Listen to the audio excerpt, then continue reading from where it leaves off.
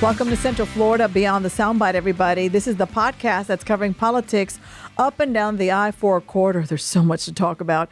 I'm Ybeth Bruzual. I'm the morning anchor on Spectrum News 13 and anchor of a show called Political Connections, joined by political reporter Greg Angel. The universe is under no obligation to make sense to you.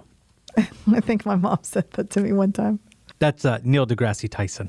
I was waiting for him to look at it. Very nice. I had to look it up real quick in about 10 seconds. Political producer Gary Darling. Hi. Hello. How are you? I am well. All is well with the universe. Perfect segue, dear Gary Darling. If you've heard some rumblings lately from due east, you're not alone, okay? After 10 long years, it seemed like longer than that, but 10 years, activity along the Space Coast is reaching epic proportions as public-private partnerships with companies like SpaceX are thriving. Soon, it won't be just about going to the International Space Station, you know. The moon and eventually Mars are in our sights. But with these new partnerships with private businesses, what's the role of NASA and the NASA Administrator? Well, Greg, you had a chance to speak to someone very familiar with that role. A total rock star, to steal your joke. Thank you for giving me credit. This was quite a fascinating interview. Charlie Bolden has been in space 4 times, served with Bill Nelson, and no mission probably compares to his time under President Barack Obama as NASA Administrator. Fun fact, the mission in which Bill Nelson and Charlie Bolden served together. Bill Nelson is now NASA Administrator. So from that one mission could now produce 2 NASA Administrators. Fascinating. It is fascinating. I'm Greg Angel, not Greg Pallone, so my space facts are a bit limited. And here's the cool thing. We talked to him about everything on this planet and out of this world, talking about the phase out of the shuttle program, the focus to the moon, Mars, why he was skeptical about SpaceX, and the one question I had to ask, because not every day you get to talk to a NASA administrator and an astronaut. Roll it. As we kind of dive in here, speaking of friends, one of your good friends is Senator Bill Nelson, fellow astronaut. He is about to go through. And crew member, have you given him any advice? I have no advice to give him because he was actually on my confirmation committee. He was the chairman of the Senate subcommittee on space science and technology, and was the co-chair of the full committee. Not co-chair, but the one of the sub-chairs of the full committee when I had my confirmation hearing. So he's seen this several times. And he's got a dynamic aspect because of his NASA experience, but also his political experience. And he says he's a firm believer that, a politician shouldn't be running NASA. How do you define the role of NASA administrator? Because there is a bit of science, but politics. No, simplistically put, the way I approach the job is the administrator is the liaison between the agency and the president. People like to use the term White House. The White House is a building, and the administrator is nominated by the president to carry out to the best possible the direction that he desires the agency to go. And so I think it's very important for the administrator to be that single belly button that the president can go to with questions or complaints about the direction that the agency's heading. So very simply put, the administrator's job is to provide top cover for the 18,000 plus employees in the agency, and let them do their work while the administrator takes care of the up and out business of Congress, the White House, and the American public, and our international and commercial partners, to be quite honest. So it's expanded quite a bit, particularly during my tenure in the Obama administration, as we reached out under the direction of the president to expand the number of non-traditional partners we had, and also to facilitate the success of commercial companies as partners with NASA. Easier said than done? Much easier said than done. And it's very difficult because although you're nominated by the president and the president is your boss, you get all kinds of guidance from people who want to speak for the president. And so I think it's really the one advantage that Bill will have that I did not have is he is a close personal friend of President Biden's. He served with him in the Senate, and while he and I both agree that ideally you should not have a politician as the NASA administrator, in this particular case, as it did with Jim Bridenstine, he'll have the ability to go directly to the president and get direction firsthand, even with a space counselor. That the Biden administration has announced that they will maintain. Still, the prerogative of the NASA administrator is to go directly to the president, the person that nominated him, and writes his fitness report, if you will, as a military person. You were leading NASA at some pivotal times, notably the end of the shuttle program when President George W. Bush announced the gradual shutdown of it, and then it was up to you to oversee that. What were some of those moments like, leading some of those projects? For me, also a lot of concern at that time too, that you had to juggle, especially here on the Space Coast. Well, for me, because I had grown up, so to speak, in NASA at the Johnson Space Center, it was the whole period, the whole 7.5 years was emotional.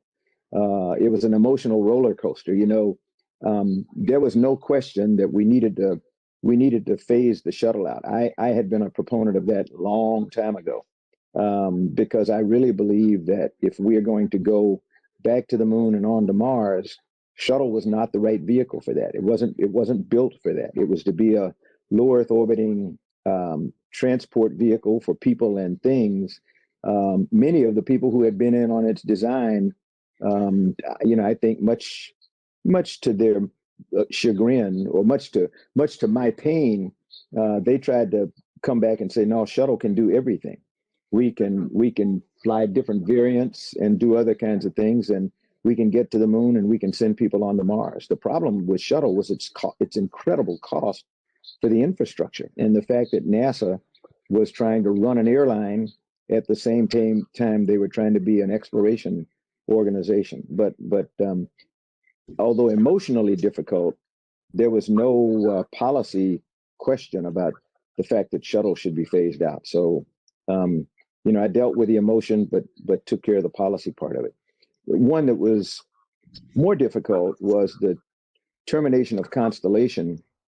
And while I believe that was the correct thing to do, my opposition was to believe it or not, it was very simply, it was to the use of the word terminate in the Constellation program, because although I'm not an attorney or anybody, that word brings with it all kinds of heartache in terms of lawsuits and legal proceedings and penalties and prices that NASA would have to pay down the line in perpetuity, probably, by terminating the program, as opposed to revising it or going back and looking at it and modifying it to better suit the Obama administration's desire to continue to explore. I think one of the early problems was the fact that, to my knowledge, there were two people in the world who really thought about going to Mars, and that was President Obama and me. I was chastised quite handily by almost everyone for even mentioning Mars, people, in the administration, because the rest of the administration wasn't ready at the time to start talking about Mars. They were really focused on two things. One was, the affordable health care plan, which dominated everything in the first 2 years, but also in the arena of space was bringing on commercial space as the savior of all things.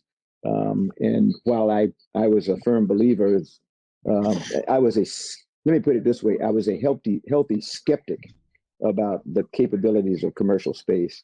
But so now when you see what SpaceX, for example, is doing now, what are your thoughts on commercial? I went from being the healthy skeptic to being I'm probably the number one cheerleader. And, I believe that it's absolutely essential for us to continue to facilitate the success of the commercial entities in order to shore up the infrastructure in low Earth orbit that we need if NASA and our international partners are going to be successful in deep space exploration back to the moon and on to Mars. NASA can't handle low Earth orbit and Moon and Mars. So we've got to be able to very judiciously hand over the oversight and operation of low Earth orbit infrastructure to the commercial sector. Is that from a cost and or operational and talent perspective? I think it's from a practical perspective. We don't, even the United States doesn't have enough money or is not going to put enough money into the NASA budget to do both. And so by facilitating the success of the commercial sector and allowing them to provide transportation to and from low Earth orbit, as well as platforms in LEO that the transportation companies can go to, that facilitates the success of that area. One of the things that I've always complained about, however, is that there are far too many transportation providers, far too many launch providers. What we need is some of those launch providers to convert to on-orbit platform providers, small space stations, human-rated and not, some that are standalone, autonomous, where we do things like microgravity, materials processing, protein crystal growth, the kinds of things that the only thing you need a human for is just to put the experiment in place, turn it on, and leave. There's a company out of Israel right now that's called Space Pharma. Space Pharma does a number of experiments in biomedical research, in protein crystal growth, and you name it. And the astronaut is not required at all. They launch on SpaceX vehicles and they go to the International Space Station. The astronaut puts it in its appropriate place on station, and then Space Pharma monitors it and runs it from their headquarters outside of Tel Aviv. And we should have more platforms like that. So as you talk about a lot of these efforts, and again, going back to the moon and Mars, and we've been eyeing Mars for some time. Wasn't it like in the 1960s that Russians kind of put the first lander on Mars? Like, we've been looking and trying to explore Mars in different ways for several generations, right? Well, if you look at the U.S., we have been exploring Mars now for in excess of 50 years. And all of them have been in preparation for, sending humans there. So looking at those missions, looking at Mars and the moon, what's the role of NASA Administrator? How hands-on is an administrator, and how much of it is engineers, mid-level managers kind of rowing the boat, if you will?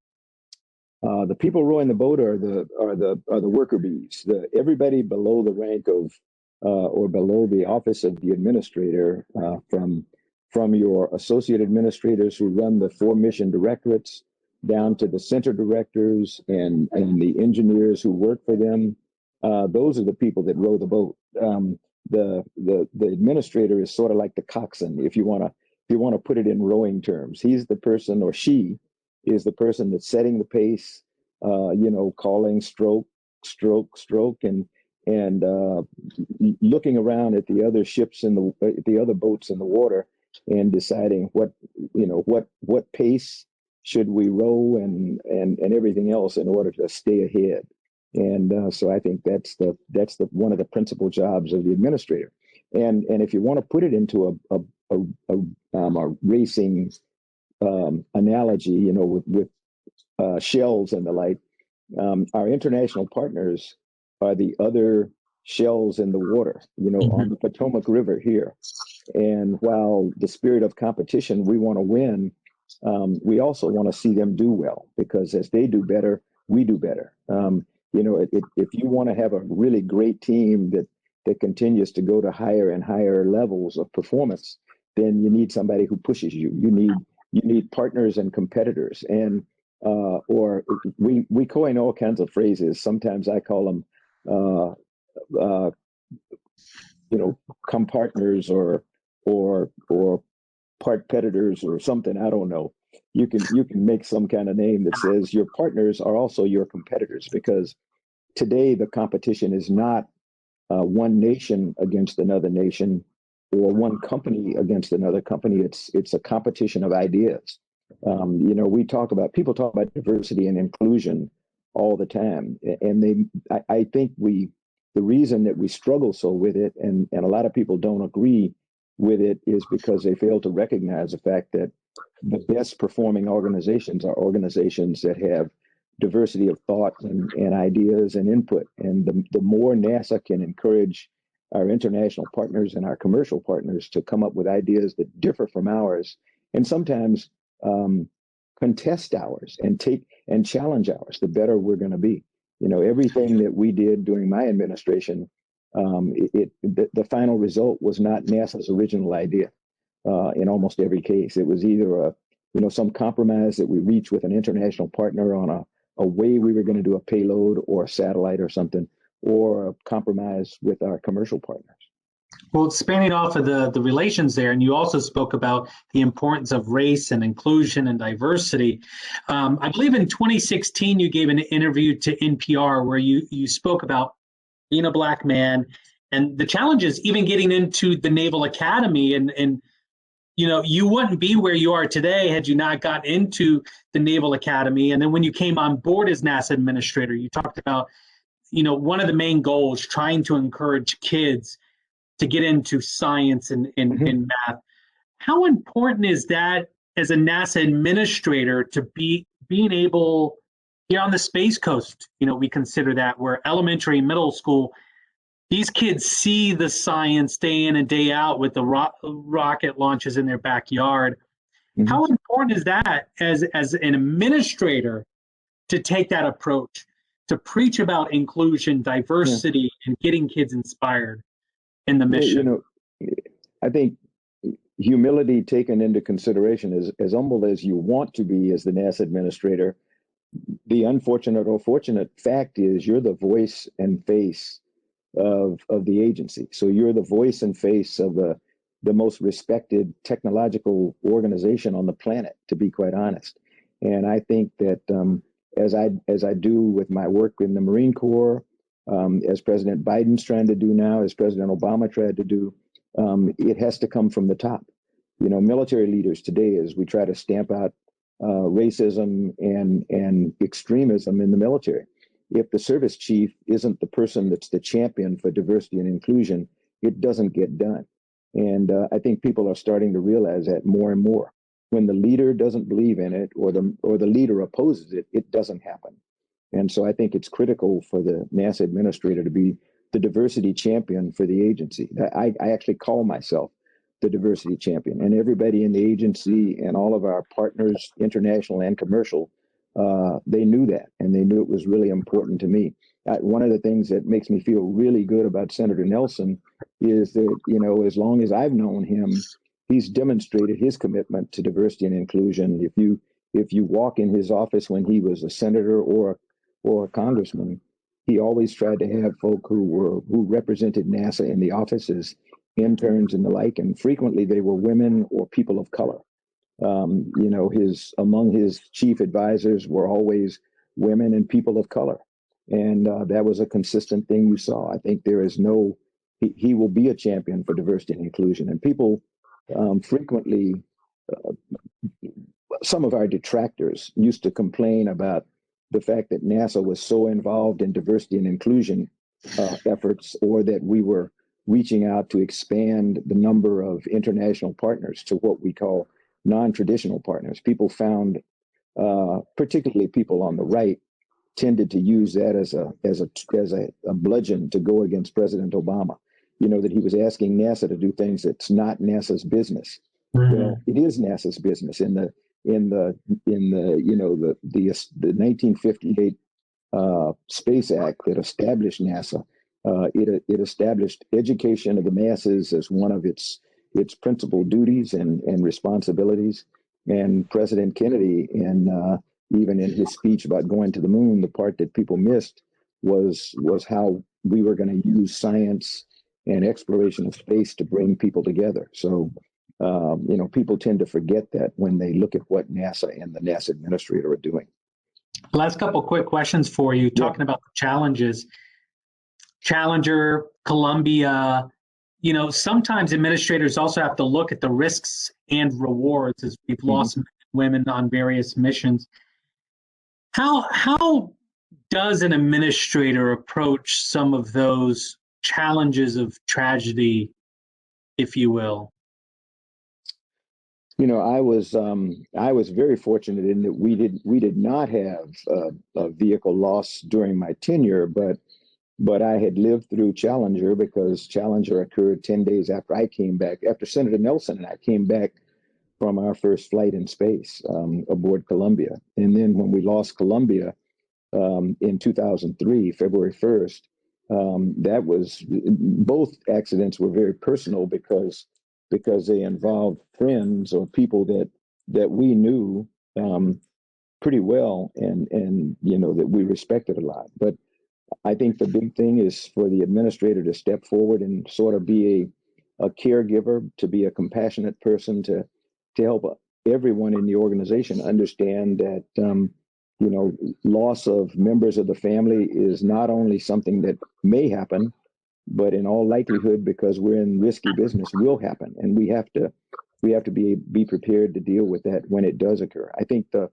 more the administrator can talk to the organization about the risks involved in what we do and help prepare the team for eventual loss, but let them know that because what we do is bigger than us, that we'll be able to endure and we'll be able to press on even in the face of loss.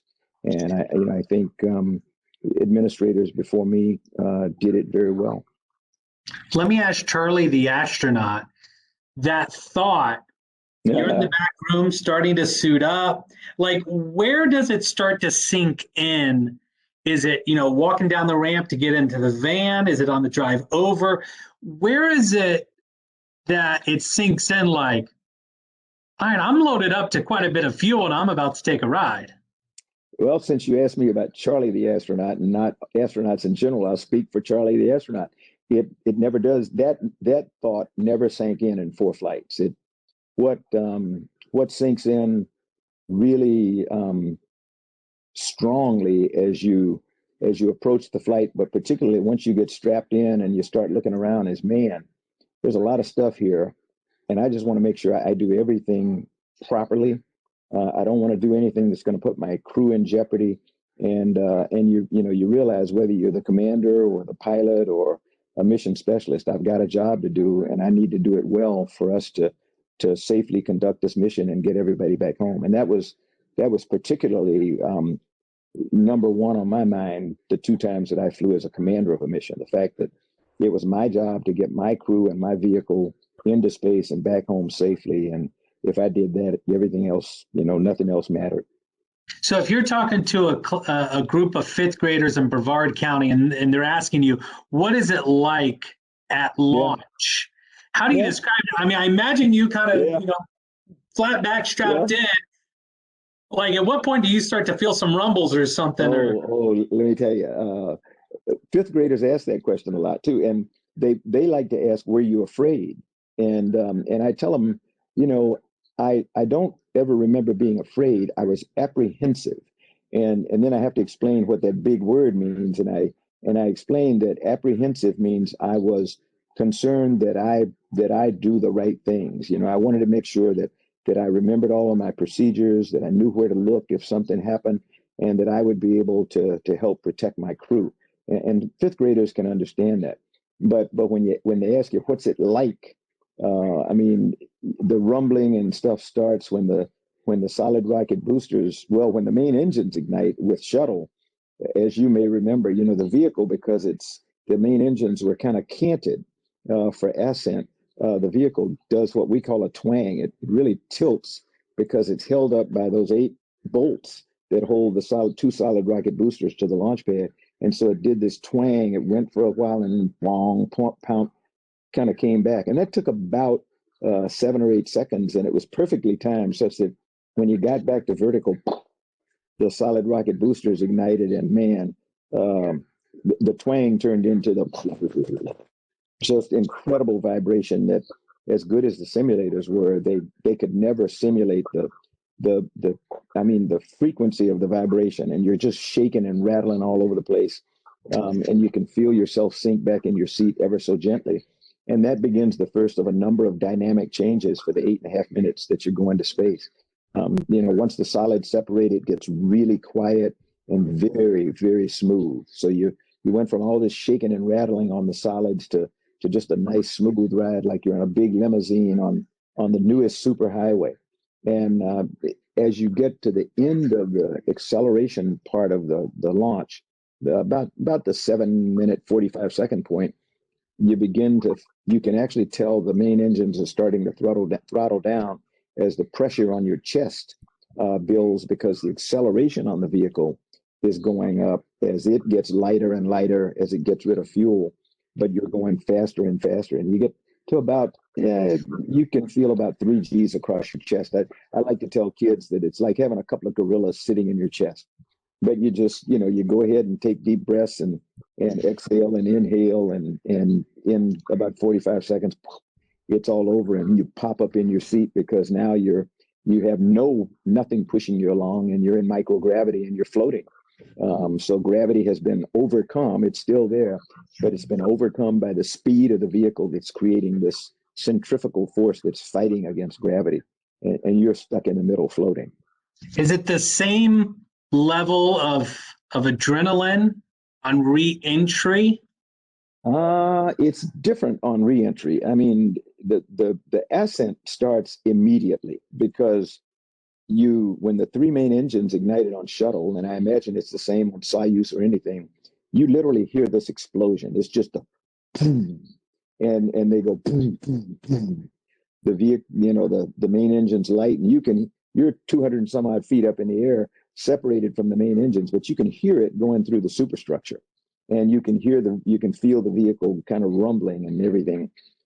Coming back to Earth, it's an hour-long evolution. So you do your deorbit burn. That's the first time that you actually sense G again, and it's because this is in the shuttle.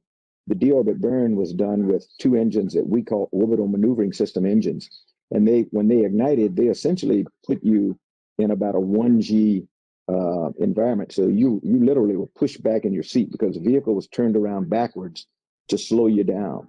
And you could feel this. You could feel the acceleration coming from the orbital maneuvering system engines. And then after that, once they turned off, you were back to floating.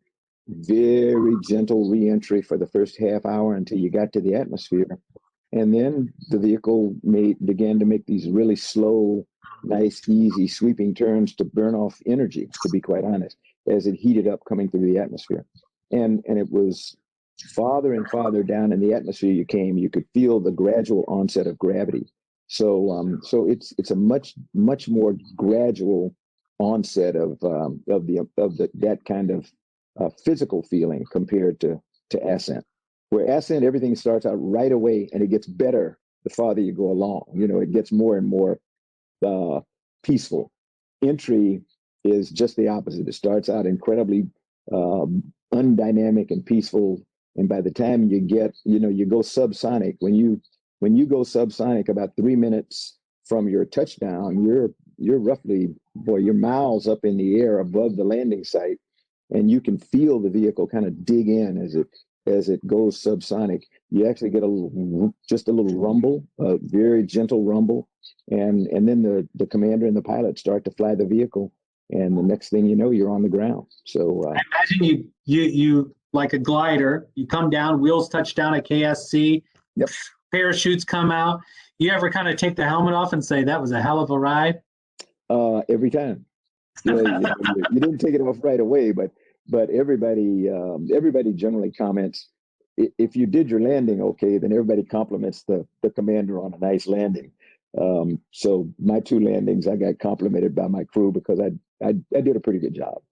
So let me wrap up with this, because I would be amiss if I did not ask a former NASA administrator and astronaut this one question. Is there life out there? Yeah, let me tell you, I am one who firmly believes that it is unlikely that the creator, whoever you believe the creator is,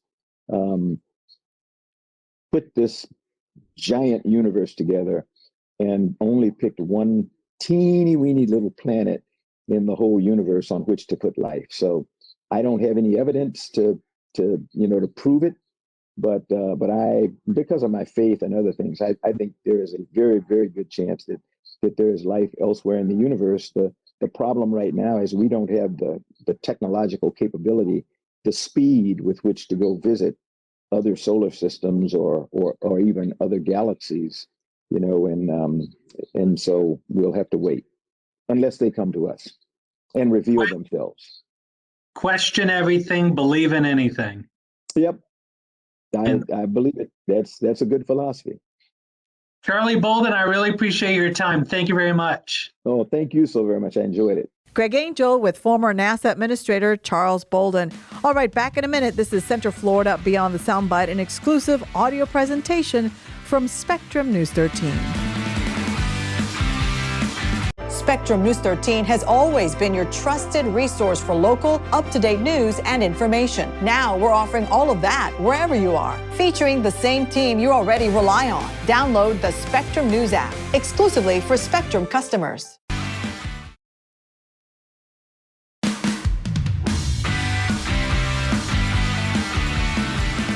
And we're back on Central Florida Beyond the Soundbite, talking about the role of the NASA Administrator and the space program overall. I feel like some Beastie Boys Intergalactic should be peppered in here.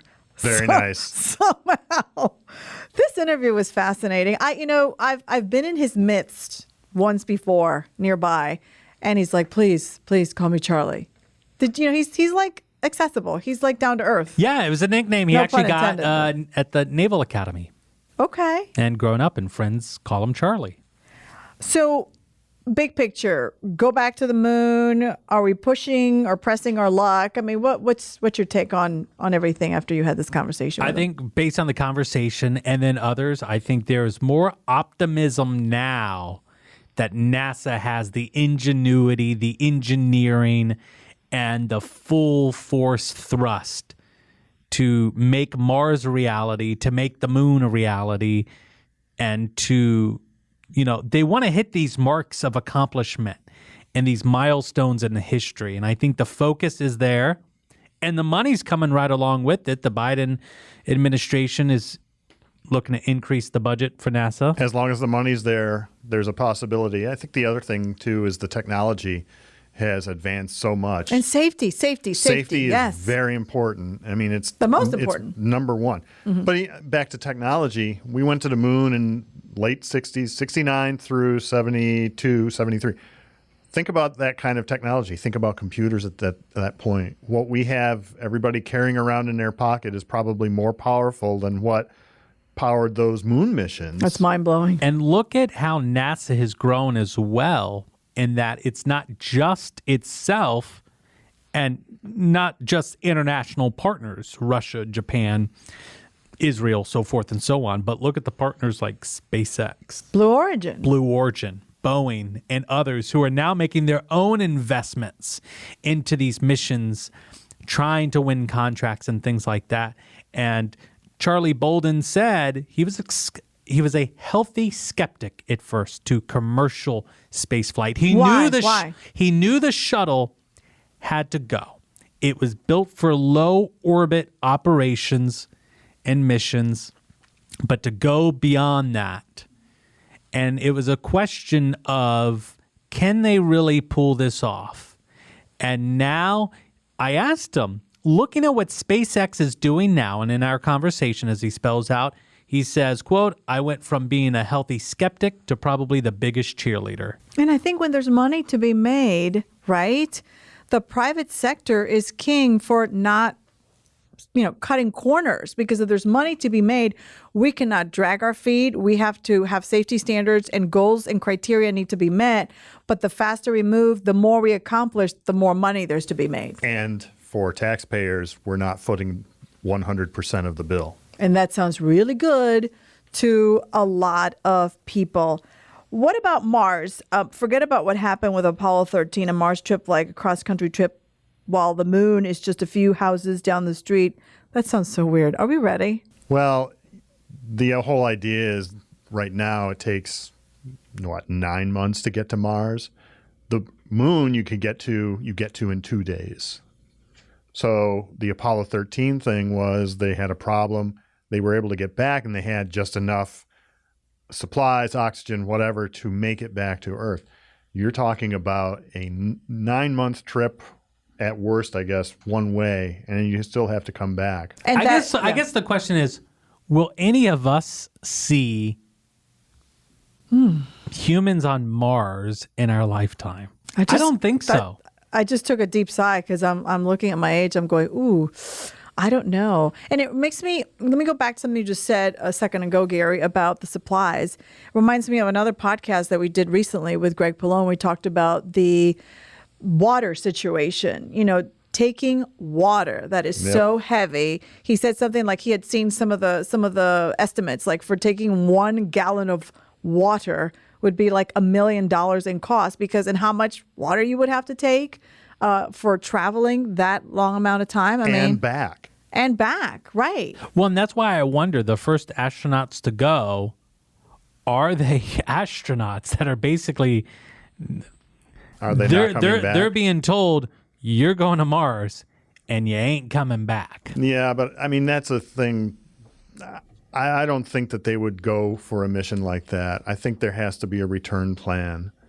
Now, A return plan, but a return expectation. But also, remember that the technology we're using now to push these rockets, it's very consistent, except for it was the mission to Pluto. It was a rocket that went to, I think it was, I forget the name of the mission. It was the early 2000s, but they used nuclear power to push that rocket, and it got to the moon in like 6 hours instead of 2 days. I think that's the mesmerizing thing.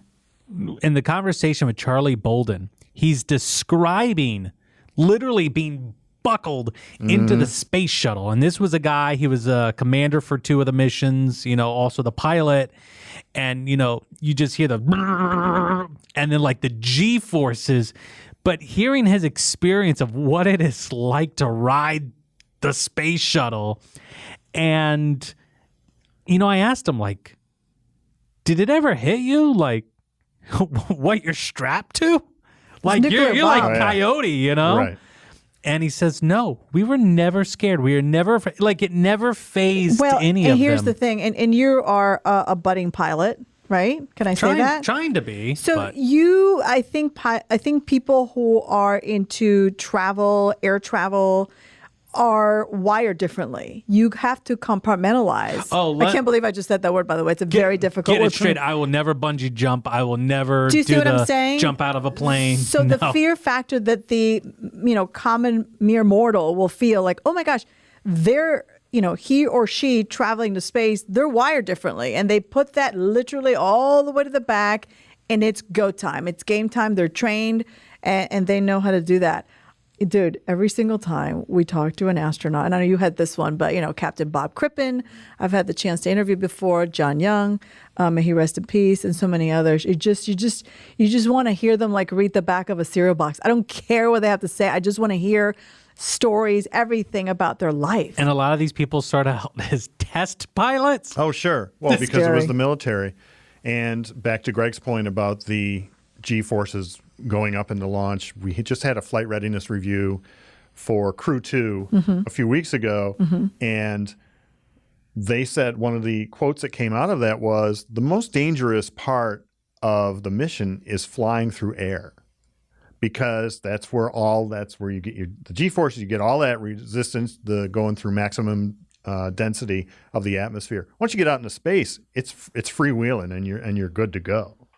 And imagine all the what ifs as you're preparing for those missions. In that briefing they were talking about, they call it paranoia level. And those are their words, not mine. Yeah. You have to be paranoid, double, triple, multiple checks. I check you, you check me. It's not about, who didn't do their job. It's, no, I want you to question me until you're blue in the face, because we need to make sure it's safe. Well, right? and interesting, going back and watching the video of the Challenger disaster back in 1986, January 1986. And it's interesting because, 3, 2, 1, launch for go. And the voiceover guy, there's a, ton of enthusiasm, and you're listening to mission control and that sort of thing. And everything sounds normal for the first seconds of the flight. And then, and I don't know why this is now sticking with me, but they get the command and the okay from mission control. Okay, go for thrust. Like, you can throttle up. And literally in the video, when the space shuttle crew is, basically responding, yep, all right, we're about to throttle up. And you can see then just the flames from the boosters, and then it's just, it's that what if, because everything's fine for the moment. And then the next command, it's like, is there something we missed? And it's you look at the video or film of the mission controllers, and they didn't know until they looked up at a monitor to see what was going on, because they're looking at certain data. And if they see that data changing, that's like, what's going on? And if all of a sudden they looked up. And they've looked up so many times, and it did not look that way. So and it was all in pieces, and they were still kind of giving the regular narration of like oxygen level at this, at that. And also remember with Challenger that the data shows that the crew, even after that catastrophic event, were trying to go through procedures after they were separated from the boosters. It's just... I did not know that, Gary. Yeah. There's a pressure in every kind of job, and to sit there and think of like what these engineers and scientists and folks, because it's more than just crunching numbers, because how you crunch the numbers has a do or die kind of impact. Literally. I want to bring this full circle, because we were talking earlier about the technology and how far we've come. The technology that was used then, it's not what we use now. There are ways for our astronauts, our men and women, our brave men and women, to get out of harm's way if something awful happens. That was not the case back then. Sure. And that's a game changer. Right. And you look at the way the rockets are designed, and they go back to the original design of like the old Saturns. The capsule's up on top, so the fuel is behind you. So if something happens with the fuel supply, you can jettison off and go forward and be away from all of that mess. Challenger, they were on the side of it. So and I remember with Columbia, which disintegrated upon reentry coming into Texas a number of years ago, and that was actually one of the things about an escape pod, if you will. But even at that point, for the crew on Columbia, they were at such an altitude, it just wasn't feasible.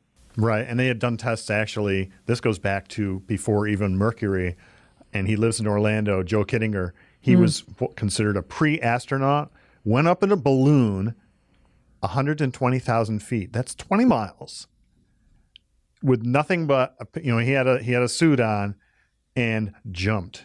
I love to hear about the speed of sound with his body on the way down. Saw a poster of him in Orlando. There's video, there's film. They had automatic cameras on there, and you see him just go whoop, and then the cloud deck, like it's clouds surreal. are 40 or 50,000 feet up, right? He's looking down, and it's a way to go. So, but was anybody else in the balloon, or no, did the balloon just float away? It was the balloon floated away, and he landed like within half a mile of where he launched. But that was a whole thing of checking to see about the feasibility of, can an astronaut survive ditching their craft and getting out and parachuting back. And the height of that again?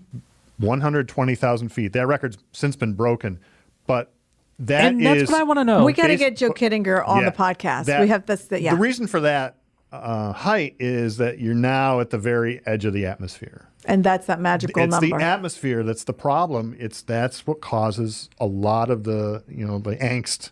See, and you guys, I'm focused on the other question. Guy's going up in a balloon, right? Yeah. Up to that height. Yeah. Opens up the little gate on the balloon basket. Yeah. Puts a little edge of his feet out. Looks down and says, "All right, well, it's only Tuesday. One hell of a bungee jump, right?" I mean, what kind of wiring do you have to be like, yeah, man, I'm getting a thrill out of this? He's a bad ASS, is what he is. By the way, his only I'm injury, hyperventilating thinking about that. His only injury, frostbite. One of his gloves failed, and that was it. That was it.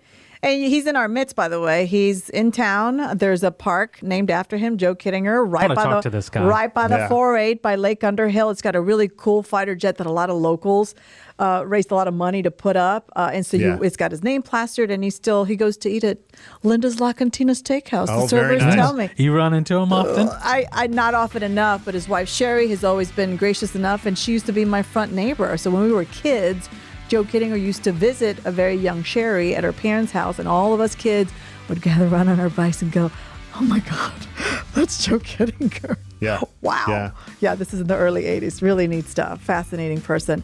All right, that's it for this week. Central Florida Beyond the Soundbite is an exclusive audio presentation from Spectrum News 13 and is produced by Gary Darling with support from our digital team, including Audria Huff and Anthony Leone. This week's episode edited by Adriana Rodriguez. Thanks for listening. Check in with us next week.